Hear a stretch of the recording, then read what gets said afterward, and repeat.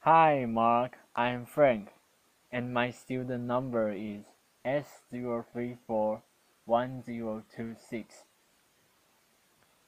Eulogy for the Martyred Children, September 18, 1963, Birmingham, Alabama, by Martin Luther King, Jr.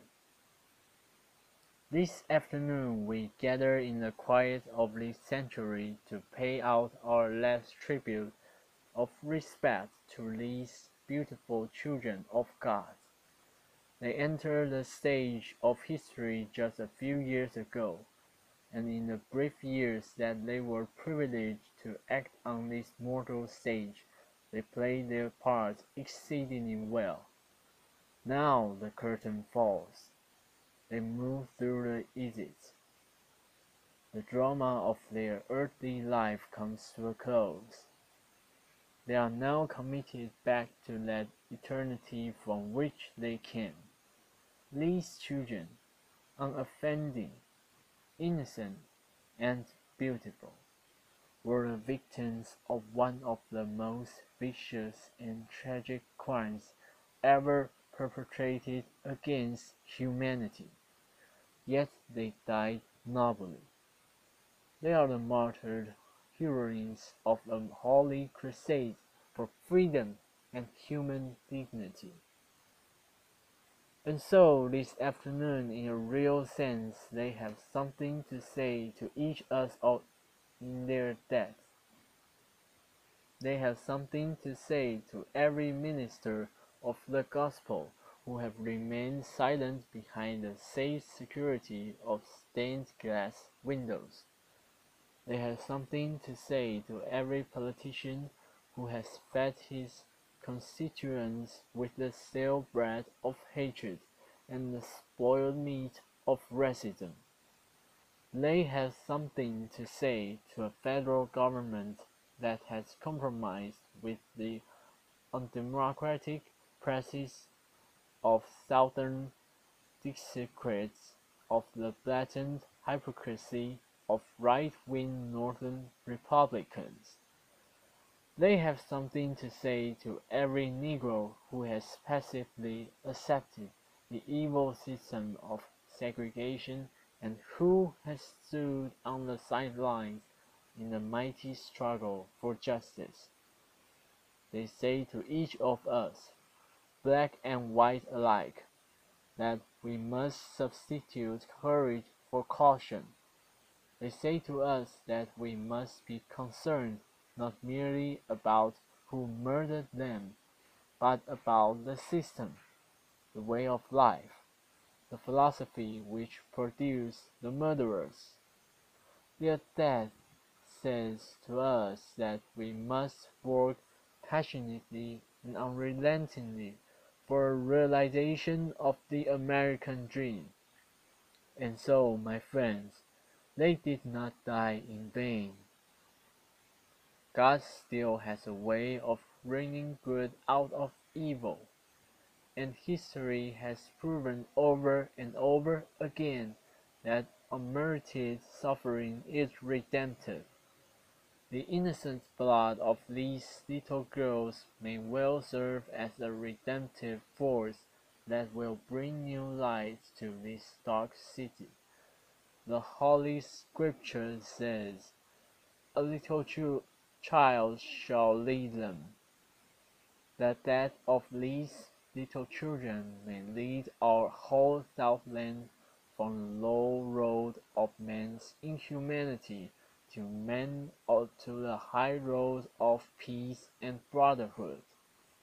These tragic deaths may lead our nation to substitute an aristocracy of character for an aristocracy of color. The spilled blood of these innocent girls may cause the whole citizenry of Birmingham to transform the negative extremes of a dark past into the positive extremes of the bright future. Indeed, this tragic event may cause the white South to come to terms with its cautions. And so I stand here to say this afternoon to all assembled here that, in spite of the darkness of this hour, we must not despair. We must not become bitter, nor must we harbor the desire of retaliate with violence. No, we must not lose faith in our white brothers.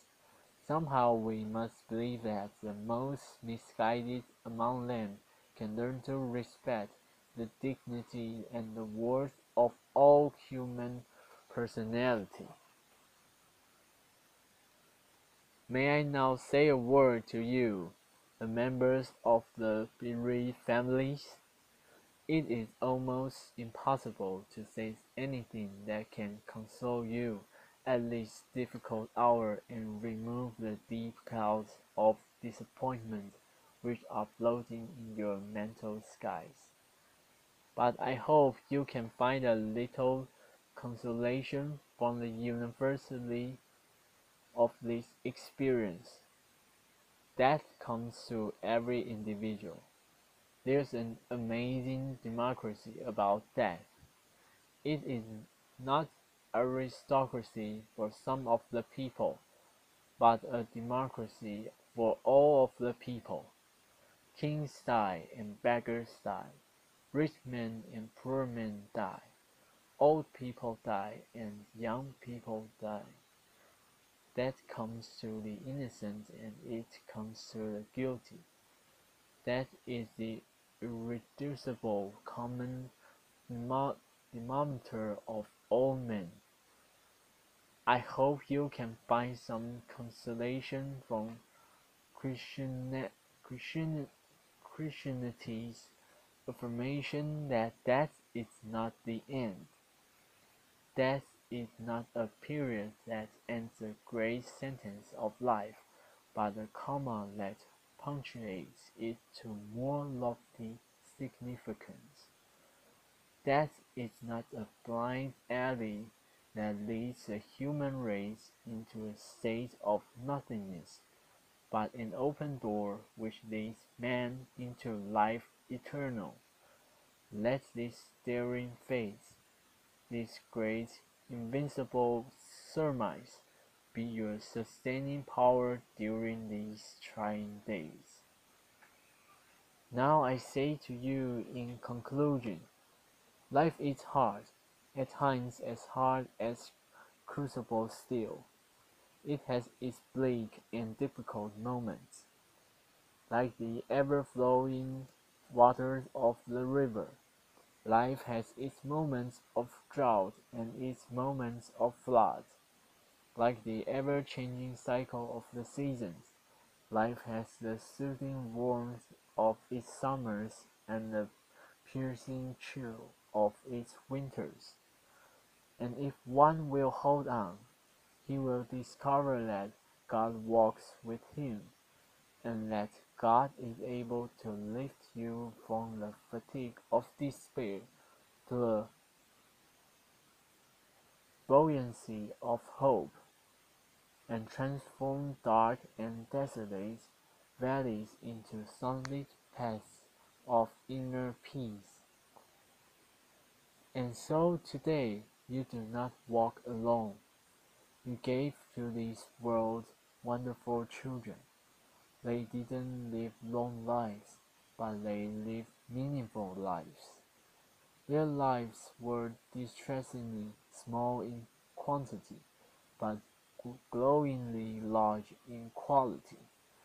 And no greater tribute can be paid to you as parents, and no greater epitaph can come to them as children, than where they died and what they were doing when they died. They did not die in the dives and dens of Birmingham, nor did they die discussing and listening to filthy jokes. They died between the sacred walls of the Church of God, and they were discussing the eternal meaning of love. This stands out as a beautiful, beautiful thing for all generations. Shakespeare had Horatio to say some beautiful words as he stood over the dead body of Hamlet. And today, as I stand over the remains of these beautiful, darling girls, I paraphrase the words of Shakespeare. Good night, sweet princesses. Good night, those who symbolize a new day. And may the flights of angels take thee to life, eternal rest. God bless you. Thank you, Mark.